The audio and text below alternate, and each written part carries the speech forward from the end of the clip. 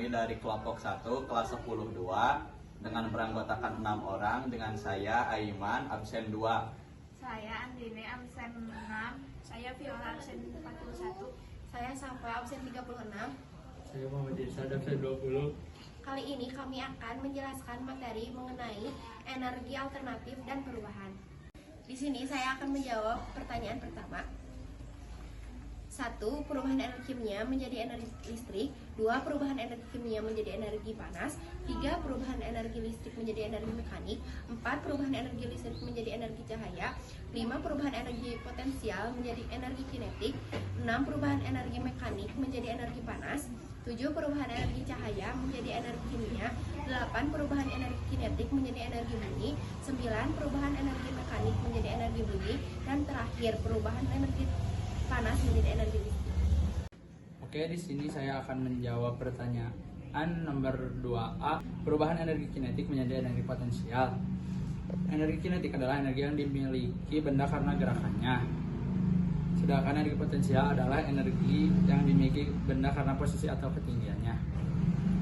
Perubahan energi kinetik menjadi energi potensial terjadi ketika suatu benda bergerak di atas melawan gravitasi. Saat benda bergerak semakin tinggi, kecepatannya berkurang sehingga energi kinetiknya menurun. Sementara itu energi potensialnya meningkat. Contohnya adalah ayunan. Ketika ayunan bergerak ke atas, kecepatan energi kinetiknya semakin berkurang, tetapi ketinggiannya akan meningkat, sehingga energi potensialnya bertambah di titik tertinggi. Baik, saya akan menjawab pertanyaan nomor 2B. Jelaskan dan berikan contoh perubahan energi kinetik menjadi energi listrik. Energi kinetik merupakan energi yang dimiliki oleh benda karena gerakannya. Energi ini dapat diubah menjadi energi listrik melalui generator. Generator bekerja berdasarkan prinsip induksi elektromagnetik.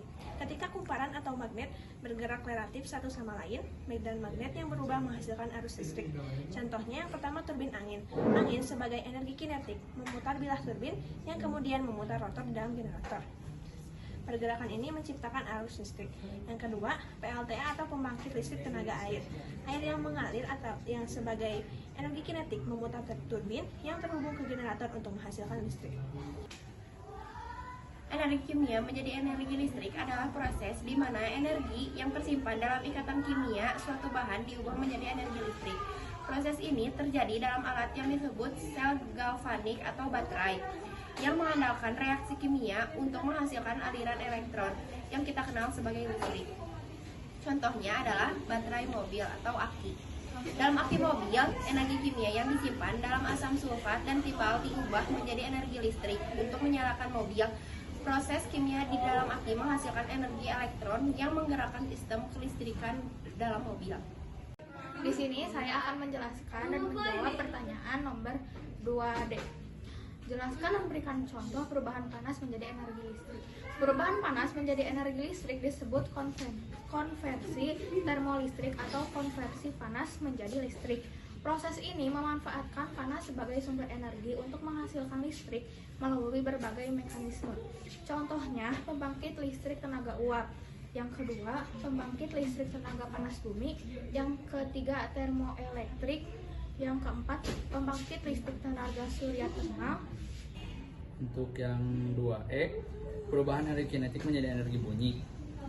Perubahan energi kinetik menjadi energi bunyi terjadi ketika suatu benda yang bergerak berhenti, mendadak atau bertabrakan. Dalam proses ini, sebagian energi kinetik benda diubah menjadi gelombang suara yang kita dengar. Contoh, tabrakan kendaraan. Ketika dua kendaraan bertabrakan, energi kinetik sebagian diubah menjadi suatu benturan, menjatuhkan benda ke lantai. Saat sebuah benda seperti gelas jatuh ke lantai, energi kinetiknya berubah menjadi suara pecahan. Untuk jawaban nomor 3, jelaskan proses perubahan energi potensial air menjadi energi listrik. Proses perubahan energi potensial air menjadi energi listrik terjadi melalui beberapa langkah, yaitu 1. Penampungan air. Air ditampung di dalam waduk atau bendungan. Air yang tertampung di waduk memiliki energi potensial karena posisinya yang lebih tinggi. 2. Aliran air ke turbin. Air yang tertampung di waduk dialirkan melalui dasar waduk sehingga membentuk air terjun. Air terjun ini digunakan untuk menggerakkan turbin.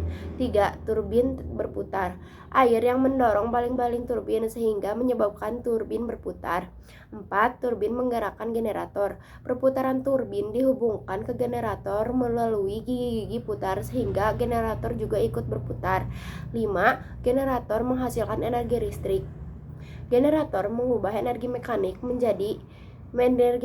dari turbin menjadi energi listrik melalui induksi elektromagnetik. 6. Distribusi energi. Energi listrik yang dihasilkan kemudian dialirkan melalui jaringan distribusi listrik untuk digunakan oleh rumah, industri, dan fasilitas lainnya. Baik, di sini saya akan menjawab pertanyaan nomor 4. Jawabannya, energi cahaya diubah menjadi energi gerak melalui proses penyerapan cahaya seperti oleh sel surya atau makhluk hidup.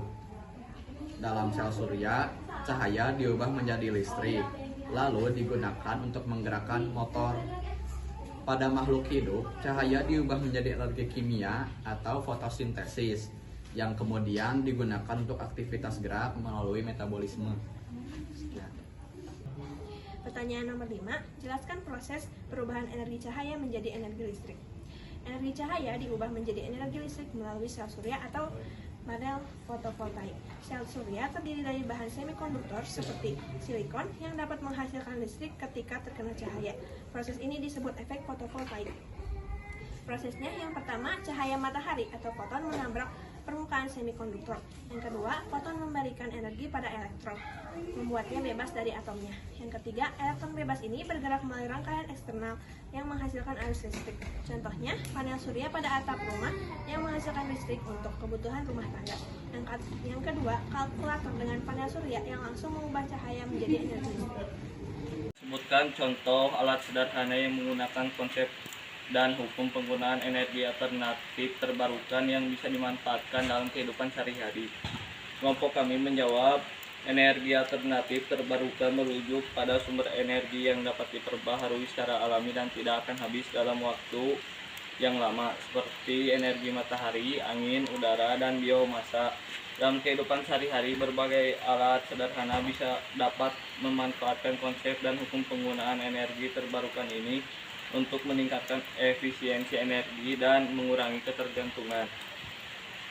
Berikut adalah contoh sederhana yang menggunakan energi alternatif: dinamo, panel surya, generator, air, biomasa, panas bumi, dan gelombang laut. Sekian materi yang dapat kami sampaikan. Mohon maaf bila ada kesalahan. Wassalamualaikum warahmatullahi wabarakatuh.